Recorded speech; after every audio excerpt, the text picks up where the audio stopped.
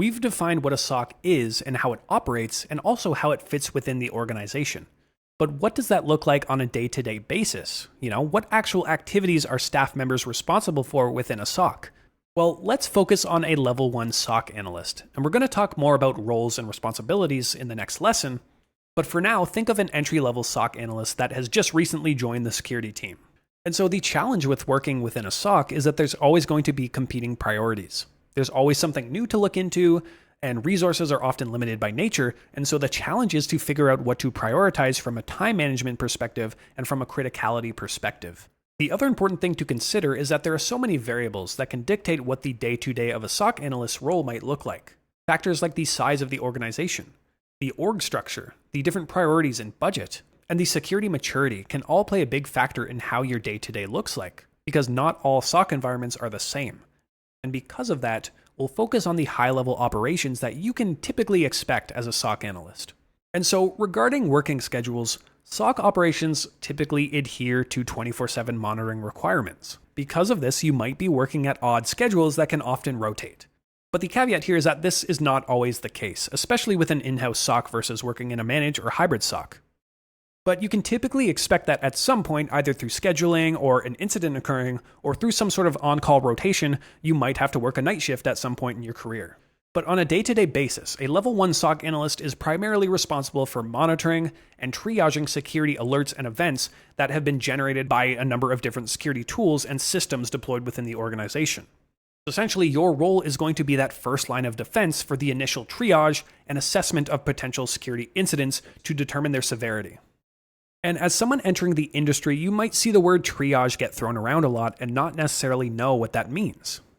In a SOC environment, triage refers to the process of quickly assessing and prioritizing security alerts or incidents to determine the appropriate course of action, right? So for example, should this specific alert be worked on immediately, or does this one take priority? And what is the scope of these alerts from your initial look, right? Is it something that a tier 1 analyst can handle? Or do you need to pass it along and escalate it to get more senior analysts involved? You can sort of relate it to a hospital emergency room where medical staff assess and triage patients to prioritize treatment based on the severity of their conditions. But within a SOC, analysts are evaluating security alerts to prioritize response efforts. So you might start your shift in the morning and be greeted to a dashboard of a number of alerts that were generated from overnight or the shift previously. And these alerts come in a variety of sources, from things like your IDS or your SIM platforms or EDR solutions, or even reports of suspicious email like phishing email from employees. And typically all of these alerts will be funneled into a standard ticketing system like ServiceNow or Jira, or through the individual security solutions themselves. Or if you're really unlucky, just through an email queue. It entirely depends on how your SOC has set up its architecture.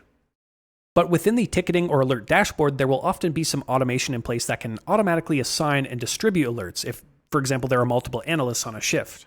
This is to ensure that there aren't multiple people working on the same alert, but it's always a good idea to check the queue and see if an alert that you're triaging is related to one or many others that came in. And again, in a good ticketing system, hopefully that you're in, with proper workflows in place, this type of linking can usually be done automatically. And so again, your first task here is going to be to assess the credibility and the severity of each alert, and any further alerts that come in throughout the day. And so you'll examine things like the metadata associated with the alerts or the tickets.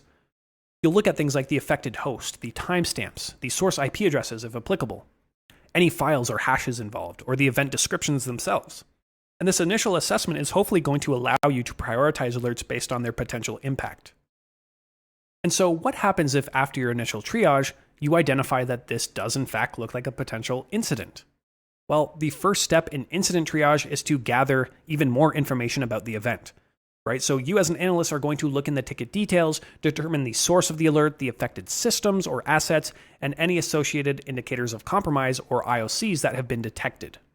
So for example, if it's an alert for a suspicious phishing email, some of the artifacts and IOCs you might start to collect include things like the sender, the mailbox, the domains, or the URLs in the email or attachments. We're going to get into much more detail about this in the phishing analysis section. And many operations within a SOC are process-oriented. So at a high level, you're going to be looking at playbooks and things that typically guide you and are designed to help analysts navigate the security incidents effectively. And so they're going to outline things like procedures to follow, different tools that you can use, or people to involve during an incident. And while these are very useful, it's typically best practice to not make playbooks too restrictive, because analysts should always be able to make decisions and deviate responsibly as the scope of a potential incident evolves. And depending on the scope and complexity of the incident, it might be at this point that you need to pass the incident to someone more senior, or escalate it to the incident response team. But it might be at this point in the incident that you yourself can start doing some of this investigation. So you might have to start querying logs from the SIM or endpoint management solutions. You might have to review network traffic or audit user access, logins or behavior, and examine systems or workstation configurations. Maybe you need to investigate a file based on its file hash, and use tools like VirusTotal or actually sandbox files to understand their behavior at runtime. And of course, while your capabilities and permissions at this stage might be limited compared to more higher tier counterparts, you'll often contribute valuable insights, and this initial triage is going to aid in the containment and remediation of security threats. And of course, we've mentioned the importance of strong documentation earlier. You need to have clear and concise documentation, and that's one of the most important skills within any SOC environment. It doesn't matter what tier or what seniority you have, you need to be able to meticulously document your findings and actions taken, as well as any resolutions in the incident tickets or case management systems. Because this documentation serves as a comprehensive record of these incidents, and you also need to be able to justify actions that you've taken. For example, suppose you've identified a malicious URL in that phishing email.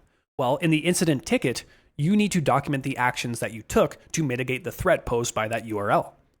So if you actually had to make a block on the web proxy to prevent people from accessing that URL, or if you had to make some sort of spam filter block on the original sender so you could prevent it from sending more email. All of this needs to be documented in such a way that any other analyst could understand reasonably what actions took place. We also have escalation and collaboration, which we've touched on before, so some of this isn't in exactly chronological order. But of course, in cases where an incident exceeds your capabilities or requires further investigation, you'll need to escalate it to a higher tier SOC team or specialized incident response personnel. This is also why your initial documentation and continued documentation throughout the entire incident's lifecycle is so important. Any other analyst on the team needs to be able to retrace and follow your steps. And of course, during this escalation, you're naturally going to collaborate with incident responders and threat intelligence analysts, IT staff, and other stakeholders to share your information and analysis and findings so you can coordinate response activities effectively. And you might be going through this and thinking, wow, doesn't alert triage become so repetitive on the day-to-day? It sounds really boring. And I mean, you're kind of right. Depending on your environment and processes, you might be coming up against very similar alerts often.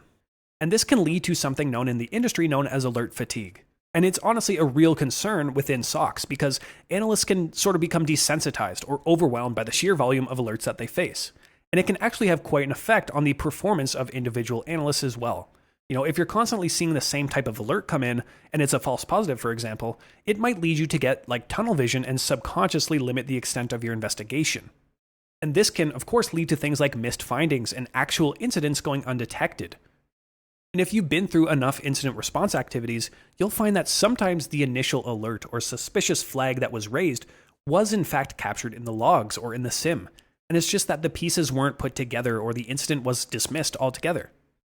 This is why good organizations and managers prioritize strategies to mitigate things like alert fatigue and ensure that analysts can maintain focus and effectiveness in their roles. So if you're fortunate enough to be part of a great organization and a SOC team, you might have opportunities for continuous improvement and cross-training initiatives. So you might be able to enroll in formal training programs offered by your organization or vendors of the tools you use or external cybersecurity training providers like TCM. Or the organization might support you financially in pursuing relevant certifications, which of course can be a valuable way to validate your expertise and enhance your credentials. Or even just with knowledge sharing initiatives. So your team might foster different initiatives and activities to collaborate with other team members or maybe shadow senior team members and just share insights from recent incidents or discuss new tools and techniques. You might even have job rotation initiatives that force you to undergo specific role changes so you're not getting bored or too reliant on your processes. And so I'll conclude with the sentiment that every day in the SOC will be different than the previous. And one of the most important things is that incidents are never at an opportune time. You never know when an incident's going to come. So the SOC by nature is a dynamic and agile environment where consistency, adaptability, and of course continuous learning really separate a strong analyst from the rest.